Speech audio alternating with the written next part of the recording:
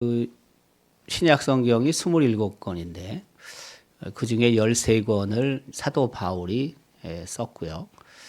그리고 요한 사도는 요한복음, 요한일서, 이서, 삼서, 요한계시록 5권의 성경을 썼습니다. 그러니까 그 요한 사도가 굉장히 큰 비중을 차지하는 거죠. 신약 성경 중에서. 그렇게 간단하게 볼 수 있는 사람이 절대 아닙니다. 우리가 생각할 때 그 예수님의 12제자 중에서 이제 베드로를 높이 평가하는데, 물론 뭐 평가받을 만하죠. 베드로도 베드로전서, 베드로후서를 썼으니까요. 또 예수님의 수제자라고 일컬어지니까. 그러니까 그 신약 그 성경 가운데 그 베드로가 차지하는 예수님과 함께 생활하고 또 예수님 돌아가신 후에 그 했던 여러 사역들을 봤을 때 베드로의 위치가 굉장히 높죠. 네. 결코 뭐 다른 어떤 사도들에 비해서 베드로가 낮다고 볼 수는 없어요. 하지만 이제 성경을 쓴 사람들, 그건 또 높은 비중을 차지하거든요. 그렇게 쉽게 성경을 쓰고 또 그 성경이 이렇게 지금까지 남아 있는 것은 그게 쉬운 게 아닙니다. 신약 시대 때 예수님과 함께 동역했던 많은 사도들도 있지만은 그 사람들이 쓴 글들이 많아요. 그렇지만은 이렇게 정경으로 27권 성경에 포함되는 경우가 많지 않습니다. 생각같이 많지 않아요. 예를 들면 뭐 도마가 예수님의 12제자 중에 하나였지만 그 도마 같은 경우에도 도마 복음서를 썼어요. 도마 복음서. 하지만 정경 안에 포함이 되지 않아요. 네, 그러니까 그런 게 많다고요. 그 신약 성경이 27권으로 확정이 될 때 그 많은 그 사람들에 의해서 그게 인정을 받아야 되고 여러 절차, 검증 절차를 가져야 되고 또 이제 그게 흔히 말하는 당시에 산지에 있는 많은 교회들의 지도자들이 모여서 회의를 하고 그리고 그 안에 여러 문제가 나름대로 성령의 그 감동으로 쓰여진 성경인데 그런 것들이 문제가 있다고 치면은 다 그것들이 27권 안에 포함이 못 되는 거죠. 그러니까 딱 27권을 정해서 우리가 27권만 한다 이렇게 한 게 아니고 여러 성경이 있는데 당신의 글들이 있는데 당시에 그 글들을 가지고 진정성의 문제 뭐 이런 것들을 다 검토해서 확정을 해보니까 27권이 된 거거든요. 네, 그러니까 그 요한 사도의 그 위치 굉장히 큰 겁니다. 이게 생각보다는 저는 그 표현을 할 때 사도들이 예수님의 12제자들이 사도고 이제 플러스 하나가 누구냐면은 바울이거든요. 그래서 이제 보통 우리가 13명을 사도로 얘기를 해요. 하는데 저는 그렇게 표현합니다. 앞에 사도를 붙이는 사람은 저는 바울밖에 없습니다. 다 사도예요, 사도인데 바울만 제가 사도 바울이라고 부르고 나머지는 이름을 먼저 붙이고 뒤에다 사도를 붙입니다. 예를 들면 요한 사도, 베드로 사도 이렇게 저는 붙여요. 저는 나름대로 이유가 있어요. 제가 그냥 막 그렇게 하는 게 아니고 그만큼 사도 바울의 위치가 굉장히 있다는 거예요. 제가 생각할 때는. 그래서 구별을 해요. 저는 사도 요한, 뭐 사도 베드로 이렇게 전 부르지 않고 베드로 사도, 요한 사도 이런 식으로 저는 해요.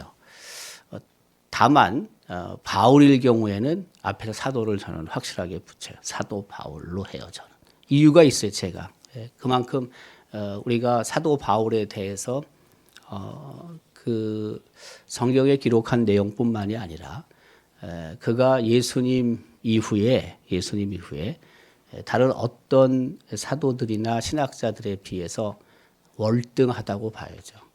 월등하다고 봐야죠. 그래서 좀 구별을 합니다. 저는 다 의도성이 있습니다. 제가 왜 요한 사도로 하나 예를 들면은 그렇게 부르는 이유는 제 나름대로 신학적인 관점에서 저는 그렇게 하는 거예요. 오늘 이 본문에는 그 그리스도인으로서 우리가 살아가고 있는데 그리스도인이라는 증거를 몇 가지 본문에서 말씀하고 있습니다. 첫 번째는 우리가 그리스도인이라는 사실을 증거하는 첫 번째 그 증거는 뭐냐면 사랑이죠. 뭐 어쨌든 우리 그 그리스도 안에 있는 형제 자매를 사랑하는 것입니다. 특별히 그 사랑해야 되는 이유 중에 하나는 다른 게 아니고 그 그리스도인들이 하나님을 알아요. 진리를 알아요. 구원의 진리, 복음의 진리를 알아요. 무슨 뜻이냐면 복음이라는 것이 한 단어로 압축하면은 예수 그리스도거든요. 근데 예수 그리스도를 조금 풀면은 예수님이 하나님이신데 인간의 몸을 입고 이 세상에 오셔서 수많은 고초를 당하시고 그리고 우리를 위해서 십자가에 못 박혀 돌아가셨다가 3일 만에 부활하시고 승천하셔서 하늘에 오르셨고 그리고 다시 이 세상에 오실 분이잖아요. 이게 복음이거든요. 조금 더 풀면은 이 예수님을 그리스도로 영접하는 자들은 영원한 죽음에서 영원한 생명으로 옮겨지는 거죠. 구원을 받는 거죠. 그 복음이라는 것은 성경 전체라고도 할 수 있고요. 또 신약이라고 할 수도 있고요. 신약, 성경이라고도 할 수 있고 구약, 신약 다 합쳐서 복음이라고 할 수도 있고 또 좀 압축시키면 신약이라고도 할 수 있고 좀 더 압축시키면은 예수님이라고도 한 단어로 표현할 수 있는 거죠. 근데 우리가 알고 있듯이 성경은 한마디로 또 요약하면은 사랑이라고 할 수 있잖아요. 네. 하나님 사랑, 이웃 사랑이잖아요. 그러니까 복음의 진리, 구원의 진리는 사랑인 거예요. 하나님이 사랑이시기 때문에 그 하나밖에 없는 독생자 예수 그리스도를 이 세상에 보내셔서 죽게 하셨거든요. 우리를 구원하시기 위해서. 그 사랑이 핵심인 거죠. 하나님이 우리를 사랑하시기 때문에 그렇게 하신 거거든요. 그러면 예수님도 똑같은 거죠. 예수님도 사실은 사랑이에요. 예수님이 하나님의 그 뜻에 순종해서 이 땅에 오신 거잖아요. 하나님의 뜻에 순종해서 예수님이 십자가에 죽으신 거잖아요. 뭐 도망할 수도 있고 피할 수도 있고 뭐 예수님께서 십자가 지시지 않을 수도 있었겠죠. 십자가에서 돌아가시지 않을 수도 있었겠죠. 하지만 예수님도 사랑이시니까 십자가에서 죽으신 거거든요. 우리를 위해서. 그러니까 복음의 진리는 구원의 진리는 사랑의 진리인 거예요. 사랑의 진리. 그러니까 당연히 우리 그리스도 안에 있는 사람들은 서로 사랑하는 게 맞는 거죠. 왜? 구원을 받았는데 우리가 복음을 아는데 하나님이 어떤 분이신지 아는데 그러니까 우리가 그리스도 안에서 서로 사랑하라고 하시는 그 하나님의 말씀 그것은 피할 수 없는 사명과도 같은 거라는 거예요. 그게 그리스도인의 증거가 되는 거예요. 뭐 이제 이걸 넓히면은 이웃 사랑으로도 당연히 나가지만 일단은 그리스도 안에 있는 사람들조차도 우리가 사랑하지 못하면은 어떻게 그리스도인이라고 할 수 있냐 이거예요. 하나님을 안다면 예수님을 안다면 사랑을 아는 것이고 당연히 그리스도인들은 사랑하며 살아야 한다는 것을 말하고 있는 거죠. 그러니까 사랑은 그리스도인이라는 증거가 되는 거예요. 명사로서 사랑도 그렇지만은 동사로서 사랑하는 것은 그리스도인의 삶을 살고 있다라는 증거가 되는 거예요. 그게 오늘 이제 첫 번째 그리스도인이라는 증거고, 두 번째는 그 그리스도 안에 있는 형제 자매를 위해서 기도해야 한다는 거예요. 기도해야 한다. 그 이제 3절은 이렇게 기록하죠. 은혜와 긍휼과 평강이 하나님 아버지의 아들 예수 그리스도께로부터 진리와 사랑 가운데서 우리와 함께 있으리라. 이렇게 있으리라. 이렇게 그 서술형으로 기록되어 있는데, 이게 사실은 다르게 번역할 수도 있어요. 아버지 하나님과 아버지의 아들 예수 그리스도께서 내려주시는 은혜와 자비와 평화가 진리와 사랑으로 우리와 함께 있기를 빕니다. 네, 그러니까 기도한다는 거예요. 무슨 뜻이냐면 하나님의 은혜, 하나님의 긍휼, 하나님의 평강이 우리 그리스도 안에 있는 형제 자매에게 있기를 늘 기도하는 것. 그게 바로 그리스도인이라는 증거가 되는 거예요. 네. 나 혼자 나만을 위해서 기도하는 게 아니고 나를 넘어서서 중보하며 기도하는 것. 그게 바로 그리스도인의 증거가 된다는 거죠. 나만을 위해서 사는 게 아니라는 거예요. 하나님도 예수 그리스도도 당신만을 위해서 사신 게 아니잖아요. 오히려 당신은 없었잖아요.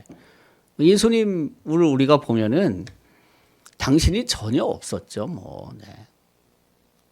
30년 동안 사적 생활을 하시다가 3년 동안 공생애를 하셨는데, 뭐 사생활은 사실 뭐 성경에 그렇게 기록되어 있지 않으니까 우리가 잘 모르고 그냥 평범한 일상을 보내셨을 것이다 추측하는 거고, 30까지 당시에 살았던 많은 사람들의 그 삶을 그냥 사셨을 것이다. 뭐 특별한 거 빼놓고. 그리고 나머지 3년 예수님께서 공적 생활, 구속을 위한 그 생활을 하신 것은 당신이 없죠. 전혀 없죠. 뭐가 있어요? 예수님이 당신을 위해서 한 게 뭐가 있어요? 아무것도 없는데. 그리고 예수님께서 하신 또 중요한 게 뭐냐면은 이제 기도의 삶을 사셨잖아요. 기도의 삶을. 근데 예수님의 기도는 우리가 알고 있듯이 예수님이 중보자가 되시잖아요. 유일한 중보자가 되시잖아요. 하나님과 우리 사이의 유일한 중보자. 그 중보자라는 것은 그런 중보하며 기도하는 삶을 사셨다. 그런 뜻이에요, 사실은. 그러니까 그 우리 그리스도인들도 당연히 우리 주변에 있는 이웃을 위해서 우리 성도들을 위해서 기도하는 게 맞는 거예요. 그러니까 중보하며 기도한다는 것은 다른 뜻이 아니고 그리스도인이라는 증거가 되는 거예요. 그 어제 우리 진검다리 중보기도 용사의 밤으로 모였는데 2026년 1월 첫 번째 중보기도 용사의 밤으로 모였습니다. 한 100여 명, 106명, 네, 105명 우리 정도가 모였는데 늘 고맙죠. 이분들도. 왜 어쨌든 한 달에 한 번씩이라 하더라도 교회를 위해서, 우리 성도들을 위해서, 또 이 지역 복음화를 위해서, 이 나라와 민족을 위해서, 또 선교사님들을 위해서 많은 기도를 하니까 또 있는 자리에서 어쨌든 특별히 기도 제목 현안이 딱 올라오면 저희가 문자로 보내고 그 자리에서 기도하기를 요청하니까 뭐 진검다리 중보기도 용사가 아니라 하더라도 기도 열심히 많이 하는 우리 성도들도 있지만 또 한편으로는 우리 이 중보기도 용사들이 있다는 것도 너무 감사한 일이라고 전 생각해요. 그게 그리스도인이라는 증거예요. 평소에 뭐 나를 위해서 내가 기도하는 것도 우리 가정을 위해서 기도하는 것도 당연히 있지만은 그러나 나를 넘어서서 나 말고 내 이외에 여러 사람들을 위해서 기도하는 것, 그것은 당연한 거예요. 그게 없다면 그리스도인이라고 말하기도 힘든 거예요, 사실은. 네. 이제 세 번째가 뭐냐면 기뻐하는 삶이에요. 기뻐하는 삶. 그 4절은 기록하죠. 너희 자녀들 중에 우리가 아버지께 받은 계명대로 진리를 행하는 자를 내가 보니 심히 기쁘도다. 네. 근데 이게 이제 보통 기쁨이 아니고요.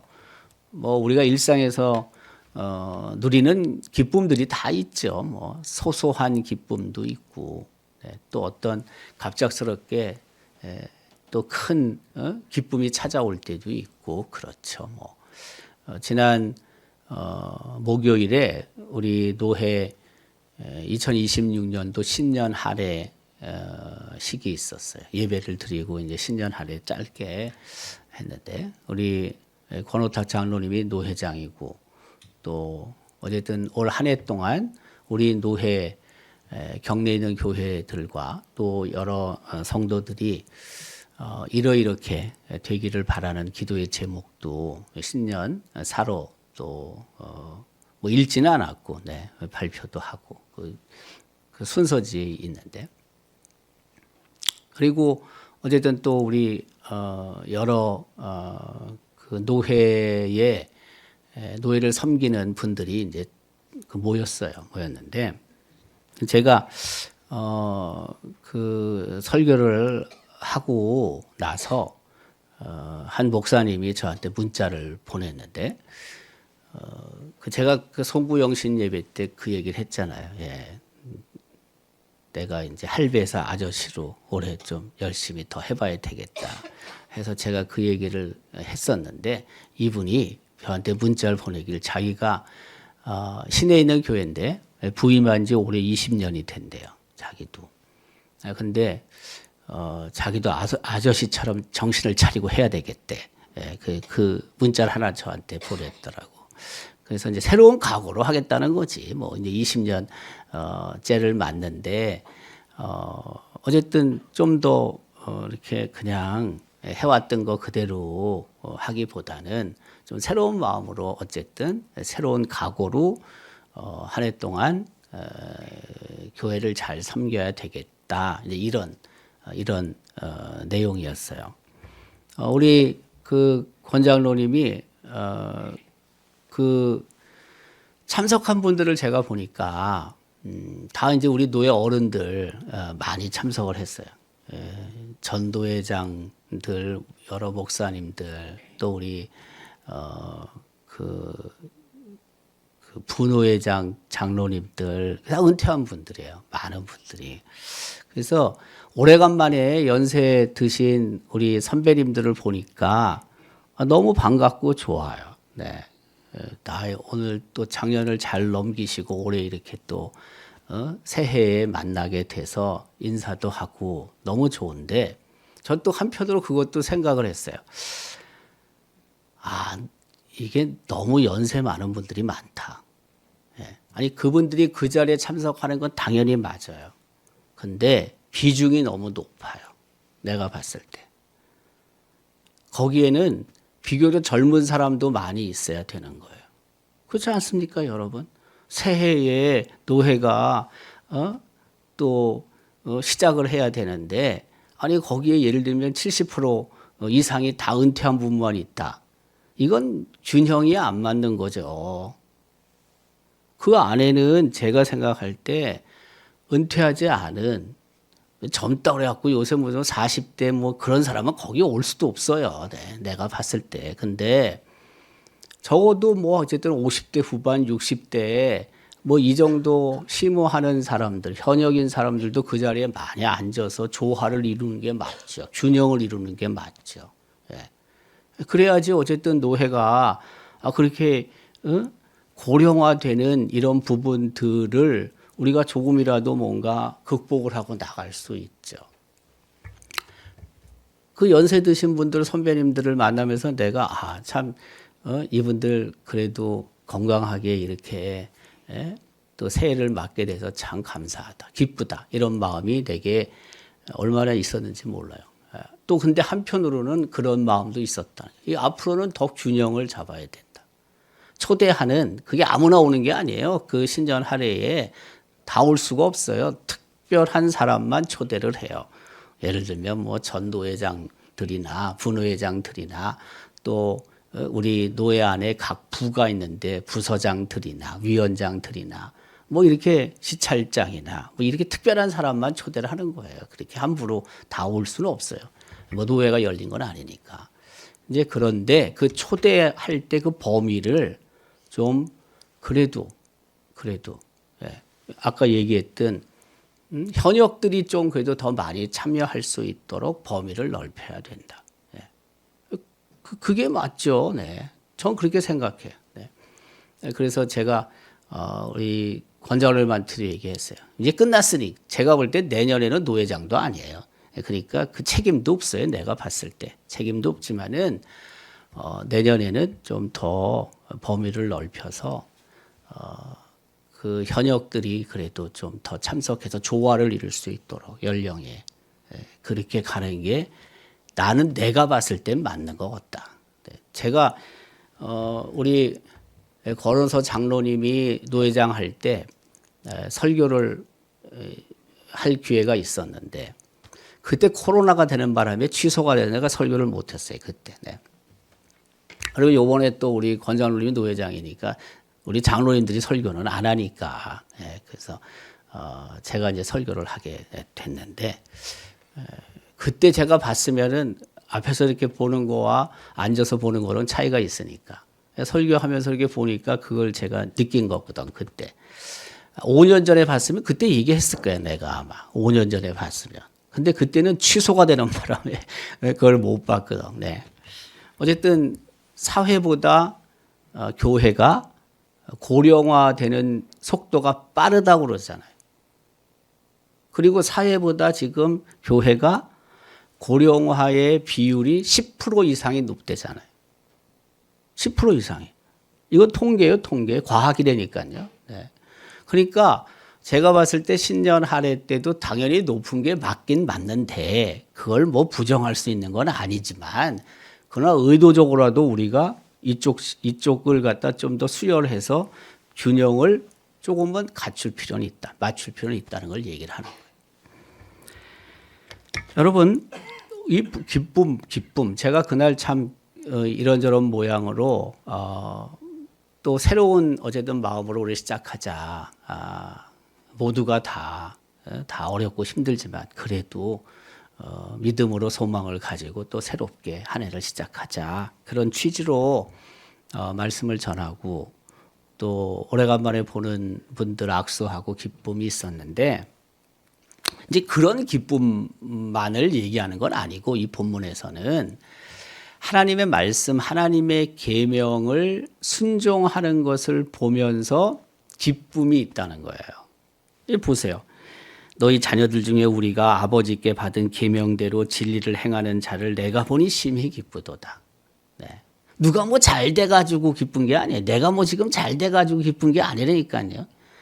약간 차원이 다른, 결이 다른 기쁨을 얘기를 한다니까. 그게 뭐냐면 아니 내가 소문을 들었는데 소식을 들었는데 니들이 하나님 말씀, 하나님의 계명을 지금 순종하고 있대. 여러분 하나님 말씀 순종하여 사는 게 쉽습니까? 계명대로 따라 사는 게 쉽습니까? 어렵지. 근데 그 소식을 내가 들으니 내가 정말 기쁘다. 심히 기쁘다는 거예요. 심히 기쁘다. 여러분 다른 어떤 기쁨보다 내 아들, 딸들이 하나님 말씀 순종하며 살 때 정말 기뻐야 되는 거죠. 네. 내 주변에 있는 사람들이 우리 성도들이 이전보다 더 하나님 말씀에 순종하며 사는 것을 내가 볼 때 그 무엇보다 내가 기뻐야 되는 거죠. 뭐 우리 애들이 뭐 공부도 또 잘하고 또 뭐 직장 갖고 있는 놈들은 또 뭐 더 한 해 새해 되면서 뭐 월급도 오르고 예를 들면 뭐 또 뭐 하는 일이 잘 되고 그것도 기쁨인데 그게 어떻게 안 기뻐요? 기쁘지 당연히. 근데 그 기쁨 말고 다른 결이 다른 기쁨 걔가 작년에 비해서 올해 더 성경을 많이 읽는데 말씀대로 살라고 몸부림치는 게 보여. 이런 것들이 더 기뻐야 된다는 거예요. 한마디로 얘기하면. 예. 근데 우리는 그런 기쁨보다는 오히려 이 세상적인 기준에 따라서 세상적인 눈으로 봤을 때 보여지는 어떤 그런 것들을 보면서 더 많이 기뻐한다고. 더 많이 바라고 어떻게 보면은 그게 아니라는 거예요. 네. 이 요한 사도는 그게 아니에요. 네.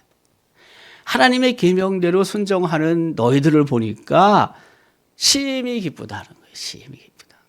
네. 우리도 올 한 해 우리 구역 식구들 가운데 더 말씀에 순종하고 더 믿음이 조금 더 자라가고 이런 것을 보면서 다른 어떤 기쁨보다 더 큰 기쁨이 우리 안에 넘치기를 주님의 이름으로 기원합니다. 마지막이 뭐냐면 2단이에요. 2단.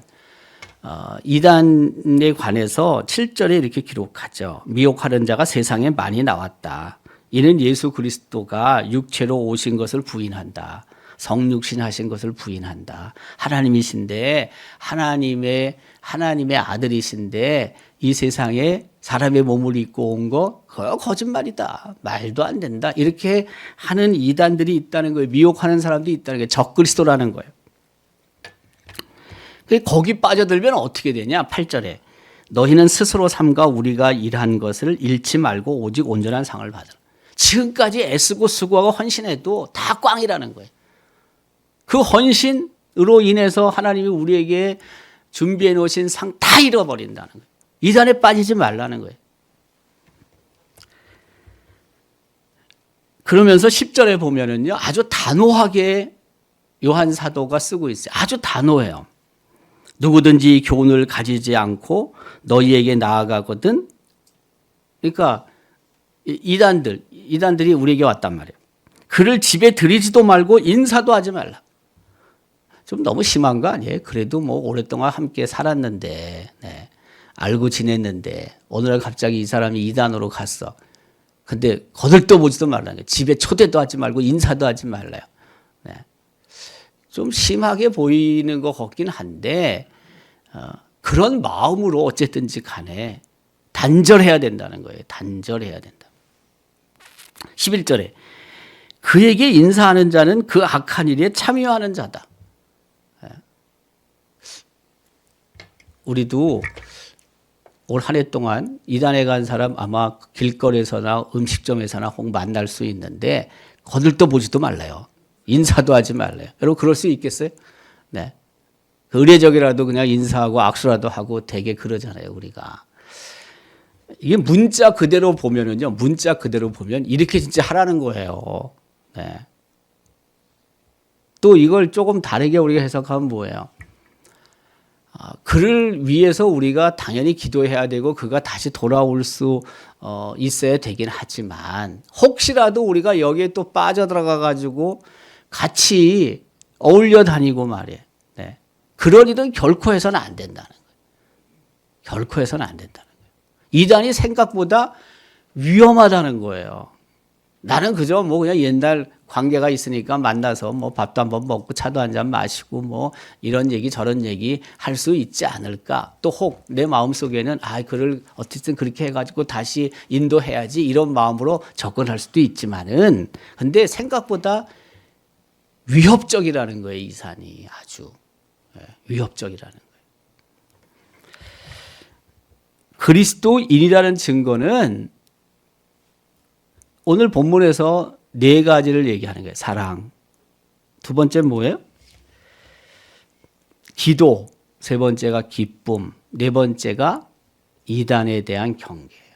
올 한 해 동안도 우리가 그리스도인으로 살 텐데 이 4가지 주신 이 말씀 우리가 잘 기억하고 더 사랑하고 하나님 사랑하고 우리 성도들 정말 더 많이 사랑하고 더 많이 위해서 기도하고 더 기쁨이 넘치고 더 나아가서 이단의 미혹에 어떤 경우에도 넘어가지 않는 우리 온 성도들의 삶이 될 수 있기를 주님의 이름으로 기원합니다.